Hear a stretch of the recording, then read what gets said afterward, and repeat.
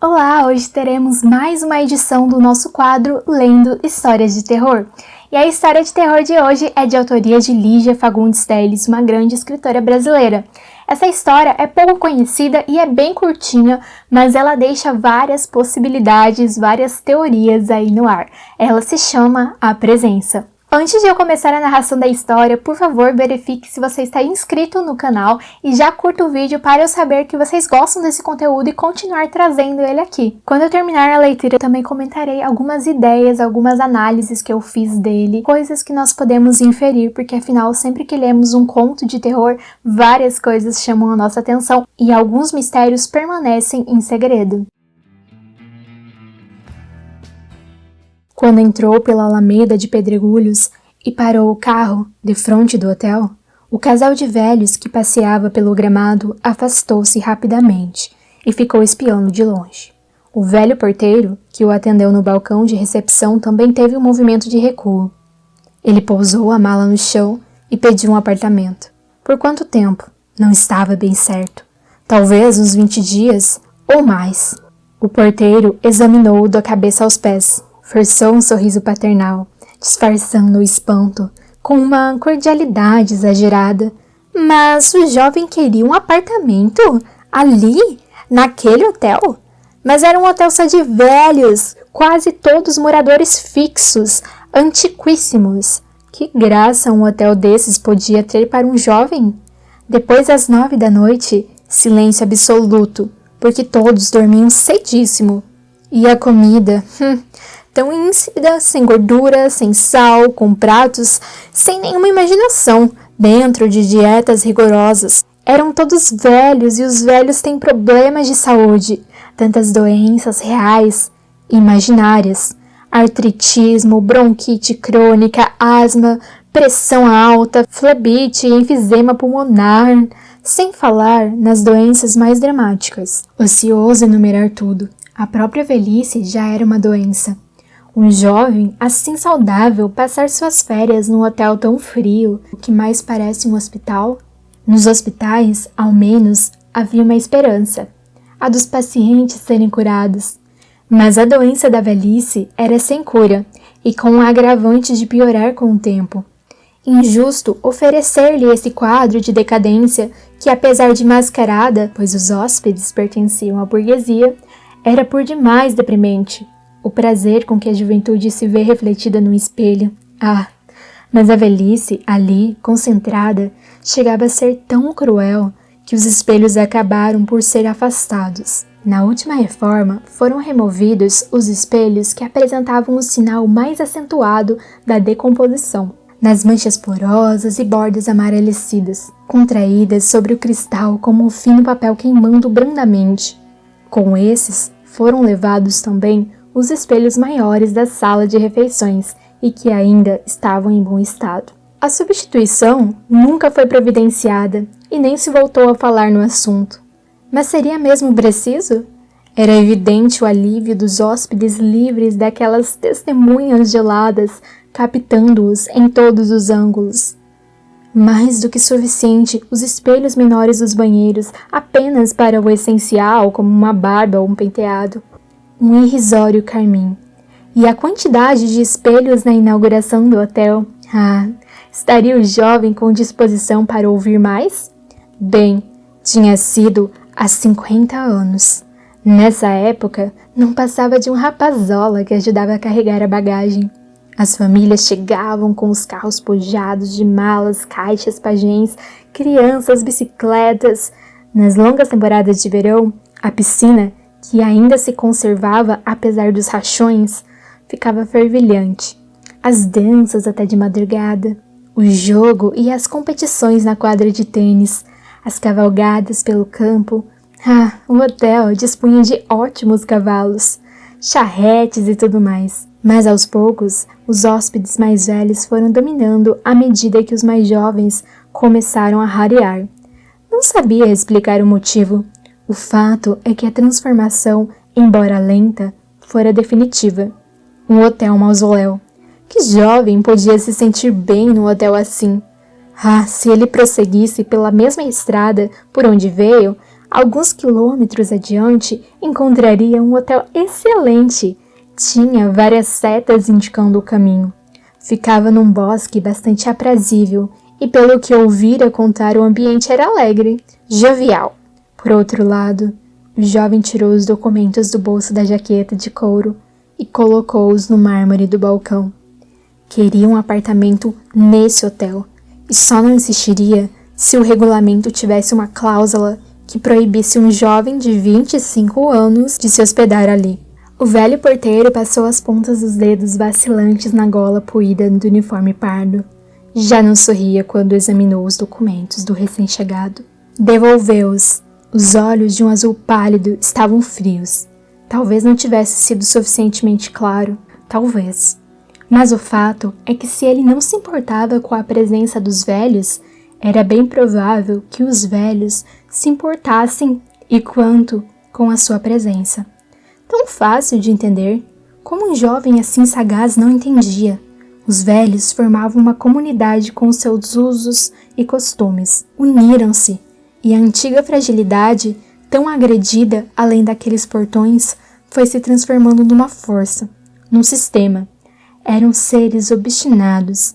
Na secreta luta para garantir a sobrevivência, perderam a memória do mundo que os rejeitara. E se não eram felizes, pelo menos conseguiriam isso: a segurança, o direito de morrer em paz. No segundo andar do hotel, por exemplo, vivia uma atriz de revista que fora muito famosa, muito amada, reduzida agora a um simples destroço. Fechara-se na sua concha, apavorada com a curiosidade do público, com o realismo da imprensa ávida por fotografá-la na sua solidão e ruína. Mas o que vocês querem de mim? Ela gritou ao repórter que conseguiu apanhá-la numa cilada e publicar a foto com a manchete que a fez chorar por 2 dias. Quando o elevador quebrou, só ela, que ainda andava com certa agilidade, continuou no segundo andar. Os outros foram transferidos para o primeiro por causa da escada. Nesse andar morava um antigo ídolo do atletismo, que chegara a 2 Olimpíadas. Vivia numa cadeira de rodas, e como já não lia jornais nem ligava a televisão, quem quisesse tinha o seu televisor particular, sabe? Conseguira esquecer que a corrida, a tocha acesa, prosseguia, gloriosa, sem ele. Esqueceu assim como foi esquecido as medalhas e os troféus que nos primeiros tempos de invalidez não podia nem ver, estavam agora expostos na estante do seu quarto. Às vezes os olhava, mas sem a antiga emoção, integrados na sua senilidade como o saco d'água quente ou a cadeira. O vizinho ao seu lado era um comerciante esclerosado que em poucos anos regredira a juventude, depois a adolescência, e agora estava ficando criança de novo. Mas uma criança que era protegida até pelo mais neurastêmico dos hóspedes, um homossexual que morava com um gato velhíssimo. Tivera, na mocidade, uma experiência trágica, quando o amigo tentou matá-lo. Todos ficaram sabendo o que destemperadamente procurara esconder. Ambos tinham família e eram conhecidíssimas. Hoje, é claro, ninguém se importa com isso, mas naquele tempo era só rejeição, sofrimento. Reencontrara um certo equilíbrio naquele hotel, vendo as gêmeas da paciência abrir o leque do baralho no taciturno jogo do silêncio, ouvindo a gorda solteirona do bandolim tocar pontualmente aos sábados, relendo na pequena biblioteca escassos volumes já gastos dos 3 Mosquiteiros ou o Conde de Monte Cristo. Uma tênue cinza baixaria sobre essas cabeças, sobre seus guardados, e agora, agora, chegava um jovem para ficar, para lembrar e com que veemência o que todos já tinham perdido. Beleza, amor, um jovem com dentes e músculos perfeito como um deus. Não precisava rir. A antiga medida de todas as coisas. Essa medida eles já tinham esquecido. Com sua simples presença, iria resolver tudo, a revolução da memória, e passar o tempo das revoluções. Ninguém queria renovar, mas conservar, assegurar essa sobrevida, o que já significava um verdadeiro heroísmo, Os mais fracos tinham morrido todos. Restaram esses, empenhados numa luta terrível. Eram dissimulados. Será que ele não estava sendo claro? Não eram bons. Ele acendeu o cigarro e ofereceu outro ao porteiro, que agradeceu. Não podia fumar. Olhou o lustre com longos pingentes de cristal, em formato de lágrima pesada de poeira. Sorriu, enquanto apontava na direção do pequeno elevador dourado e redondo. Mas é lindo, parece uma gaiola. Abriu o zíper da jaqueta de couro, fazia calor. O porteiro inclinou-se sobre o grosso caderno de registro. Molhou a caneta no tinteiro, mas ficou com a mão parada no ar. Arqueou as sobrancelhas fatigadas. Será que o amigo não percebia que ia ser importuno? O intruso representava o direito do avesso, ou o avesso desse direito. O problema é que ele, um simples porteiro, não podia sequer defendê-lo se a comunidade decidisse sutilmente pela sua exclusão. Por mais tolos que esses velhos pudessem parecer, guardavam o segredo de uma sabedoria que se afiava na pedra da morte. Era preciso lembrar que usariam todos os recursos para que as regras do jogo fossem mantidas. Até onde poderia chegar o ódio por aquele que viera humilhá-los? Irônico, provocativo, tumultuando a partida? O jovem se animara com a ideia da piscina. Mas, e se nessa mesma piscina coalhada de folhas aparecesse em uma manhã o seu belo corpo boiando, tão desligado quanto as folhas? Eles fechariam depressa a porta, devido à correnteza de vento. Os velhos não gostam de vento. E voltariam satisfeitos com os seus assuntos, ao seu joguinho dos domingos, aquele loto tão alegre, os cartões sendo cobertos com grãos de milho, enquanto o anunciador vai cantando os números com as brincadeiras de costume. Sempre as mesmas piadas, porque eles se divertem com as repetições, como as crianças. Número 22, 2 patinhos na lagoa. 44, bico de pato. Número 3, gato escocês. Tão brincalhões esses velhinhos. O jovem riu, tirou os óculos escuros e a sua fisionomia se acendeu. Tinha lâminas douradas no fundo das pupilas. Por acaso, o porteiro lia romance policial, os romances da velhinha inglesa? Não? Preferia palavras cruzadas. Apanhou a mala. Se possível, um apartamento no segundo andar. O jantar era às 7, não é? Ótimo. Tinha tempo para dar umas boas braçadas. A tarde estava uma delícia. Nenhuma importância se a piscina estava abandonada. A água era corrente, certo? Pediria apenas que lhe levasse um copo de gelo. Gostava de bebericar na piscina. Não precisava de uísque. Trouxera sua marca. Uma velhinha de gargantilha lilás cruzou o salão na sua cadeira de rodas, empurrada por uma calma enfermeira de touca. Ia gesticulando brava, deixando escapar resmungos por entre as gengivas duras, enquanto a outra seguia atrás, voltando-se para os lados e sorrindo. Por Darling. Hoje está meio irritada, mas também com 89 anos. Poor Darling. O recém-chegado fez uma profunda reverência na direção de ambas e voltou-se para o porteiro, que mostrava-se num sorriso constrangido de dentadura opaca. Quer dizer que insistia mesmo em ficar? Bem, tinha um apartamento bastante ensolarado no segundo andar, dando para a piscina. Espero que o senhor fique satisfeito, acrescentou enquanto fazia sinal para um velho de avental até os joelhos. Por favor, pode conduzir o novo hóspede? Em largas passadas, o jovem galgou os degraus de um veludo vermelho e foi esperar o empregado lá em cima, segurando a mala que em vão o velho tentou levar.